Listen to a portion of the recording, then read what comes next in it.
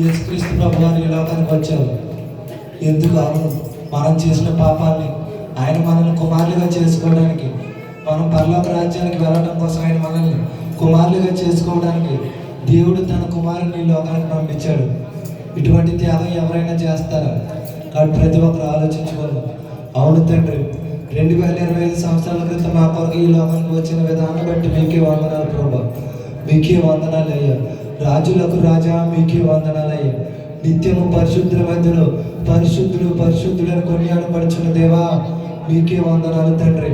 ఈ సృష్టిని అంతటిని సృష్టించిన గొప్ప దేవుడు ఆఖరికి మన పాపాల కొరకు, నీ కొరకు, నా కొరకు పశువులు పాపలు పరుండడానికి ఇష్టపడ్డాడు ప్రభా. ఏమిచ్చి నీ రుణం తీర్చగలం తండ్రి ప్రభా, ఏమిచ్చి నీ రుణం తీర్చలేం తండ్రి. మా గర్భఫలాలు కానీ మా భూఫలాలు ఏమిచ్చినా కూడా మీకు ఈ యొక్క రుణాన్ని తీర్చుకోలేదు తండ్రి అని చెప్పి ప్రతి ఒక్కరు ప్రార్థన చేద్దాం. 23వ తారీఖు జరగబోయే క్రిస్మస్ ఆరాధన మీరే జ్ఞాపకం చేసుకోండి అయ్యా. క్రిస్మస్ అంతా నీ నామానికి మహిమకరంగా జరిగించుకోండి ప్రభు అని చెప్పి ప్రతి ఒక్కరు ప్రార్థన చేద్దాం. 31st watch night service, new year service ప్రతిదీ కూడా నీ నామానికి మహిమకరంగా జరిగించుకోండి అయ్యా. అనేక ఆత్మలు రక్షించబడటానికి సహాయం చేయండి అయ్యా.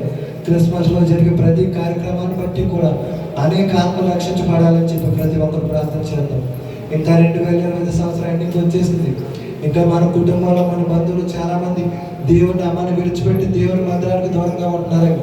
వారితో మాట్లాడండి అని చెప్పి ప్రార్థన చేద్దాం.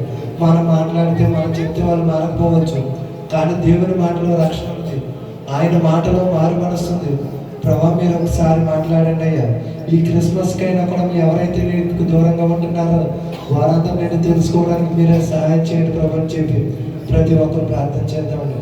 పాటల్లోనూ ఆరాధనలోనూ తోడైన దేవుడు ఇంకా జరగబోయే కార్యక్రమం అంతా కూడా దేవుని నామానికి భయంకరంగా జరగలాగిన గ్లోరీ గారు ప్రార్థన చేస్తారండి.